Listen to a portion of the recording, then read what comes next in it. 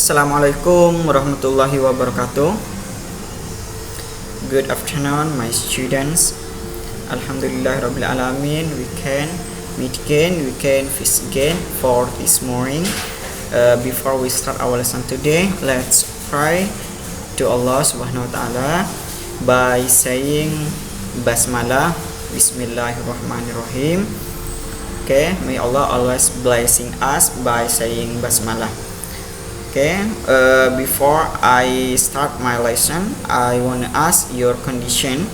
How are you today? I hope you all very well. Yeah.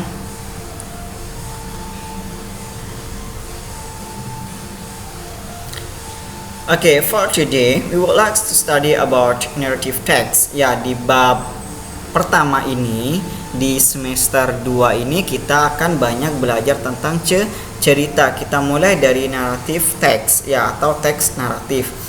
Narrative text. Narrative text, what is the about the narrative text? Kita akan pertama kita mulai dari definition of narrative text. Okay. This is the definition of narrative text. Ya, pengertiannya itu seperti apa? Oke, Bapak akan bacakan. Narrative text here is a story with complication or problematic events, and it tries to find the resolution to solve the problem. Ya, apa artinya? Teks naratif itu adalah sebuah cerita dengan komplikasi atau masalah ya, peristiwa masalah, dan itu mencoba untuk menemukan resolusi atau solusi untuk memecahkan masalahnya ya, untuk memecahkan masalah. Oke, jadi itu pengertian dari narrative text. Narrative text itu artinya ceritanya itu berisi tentang suatu komplikasi atau masalah ya. Kemudian nanti di akhir ceritanya itu mencari solusi untuk memecahkan atau menyelesaikan masalah yang ada. Yaitu narrative text. Okay, for the next, we would like to continue the purpose of narrative text itself, the story to amuse or entertain the reader. Ya, apa artinya? Tujuan ya, purpose itu tujuan dari narrative text itu, this story to amuse or entertain the reader. Cerita ini untuk menghibur ya, amuse sama entertain itu sama ya. Sama artinya sama, menghibur the reader. Siapa the reader? Pembaca. Kalau kita baca pasti kita akan terhibur dari ceritanya. Oke, itu tujuannya. Selanjutnya kita beralih ke teksnya. Jenis strukturnya, susunan teksnya ya, seperti apa susunan teksnya? Oke. Jenis structure of narrative text ya, jenis structure itu susunan ya, structure itu susunan, generic itu umum ya, susunan umum ya. Jadi teksnya itu nanti akan ada seperti ini ya, kalimat paragraf pertama, paragraf kedua, paragraf ketiga, dan seterusnya gitu ya. Oke.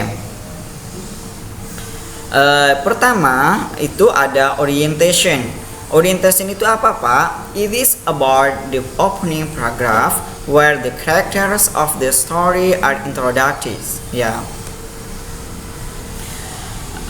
Of the character of the story are introduced. Oke. Di orientasi ini di mana ini sebagai paragraf pembuka ya. Paragraf pembuka di mana karakter atau tokohnya itu dari ceritanya itu diperkenalkan ya.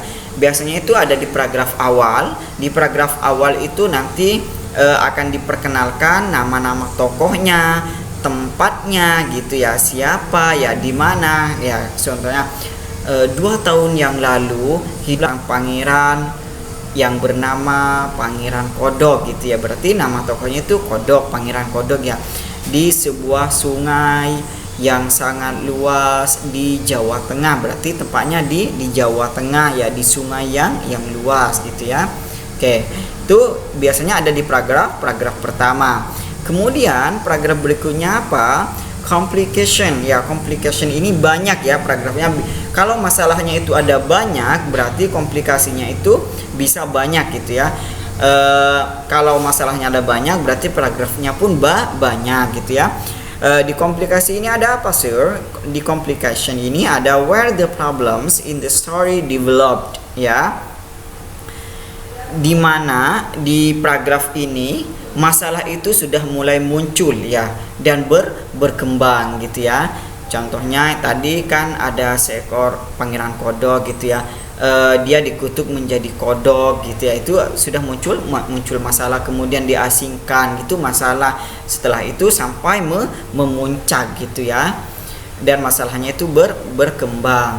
Setelah itu paragraf setelahnya itu ada resolution terakhir ya. Resolution apa yang ada di resolution ini? Where the problems in the story is solved ya, dimana masalah yang ada di cerita itu sudah dipecahkan atau sudah diselesaikan, masalahnya sudah selesai. Contohnya pangeran kodok itu akhirnya bertemu dengan seorang putri dan dia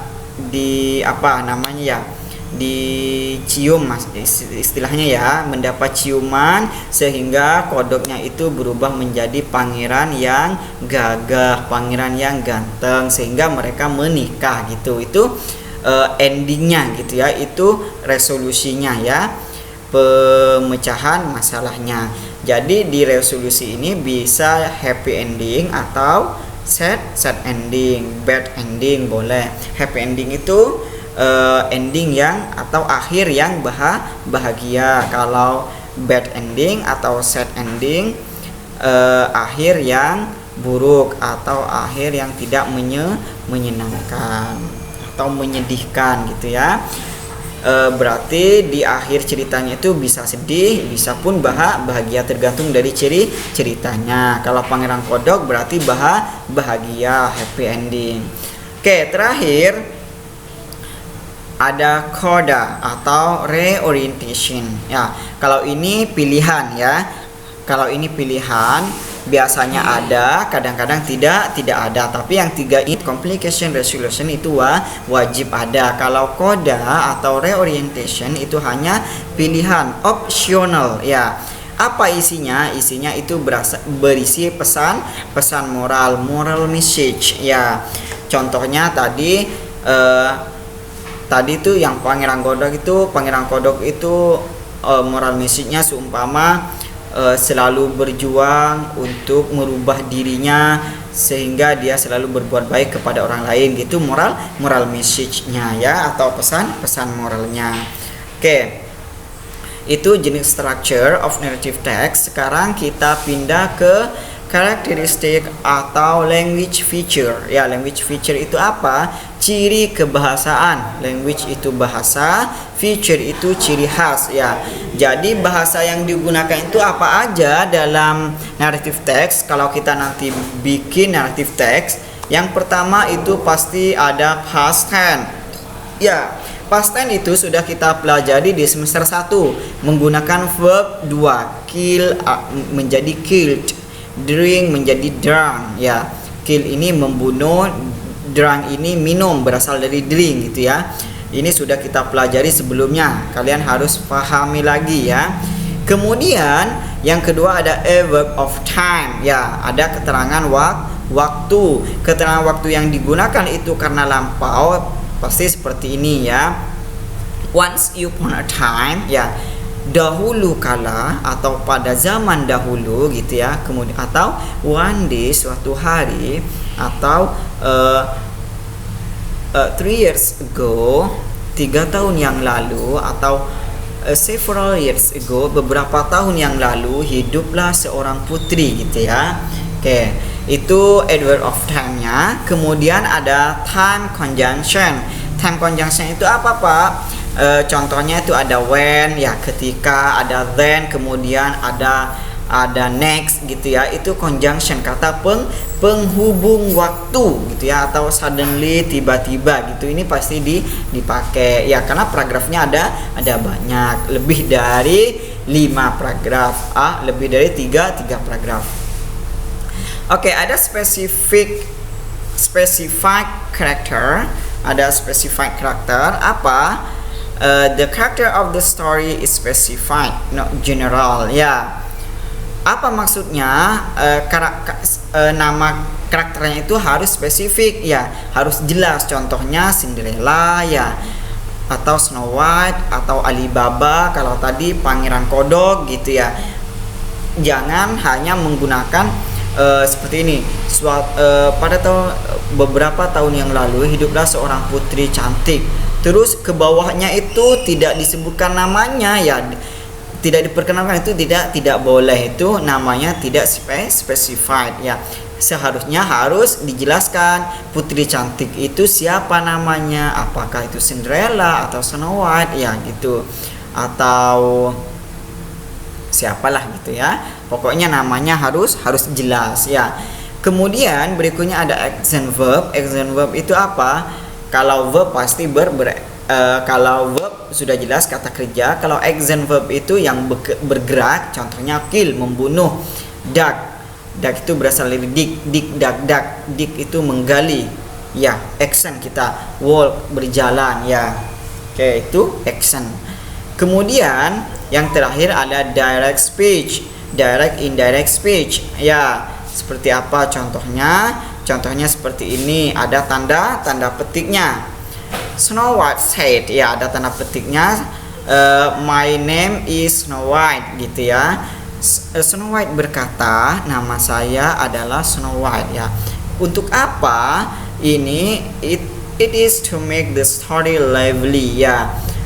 Untuk apa adanya tanda petik seperti ini? Agar ceritanya itu seakan-akan hidup ya, seakan-akan hanya nyata seperti itu ya. Maka ada beberapa kata yang harus menggunakan tanda petik atau direct speech, kalimat langsung, ucapan langsung dari pembicaranya. Oke, itu untuk language feature ya. Untuk hari ini kalian just write down all the explanation for myself. Tugas kalian sekarang hanya menyalin ya, belum ada tugas tambahan, cukup menyalin dari pengertian ya. Kemudian kalian pahami, yang Bapak artiin tadi kalian artiin. Setelah itu ini ada purpose, kalian tulis di buku catatan. Kemudian jenis structure-nya, susunan paragrafnya kalian harus catat. Setelah itu karakteristik atau language feature-nya kalian catat. Setelah kalian catat, kalian kirim ke nomor WA Bapak ya. Bapak nanti akan lampirkan nomor WA Bapak di classroom. Kalian catat nomor WA Bapak ya. Oke, thanks for all my explanation. I hope you all understand what I said, what I understood ya, what I explained. Oke, that's all from myself. Wassalamualaikum warahmatullahi wabarakatuh.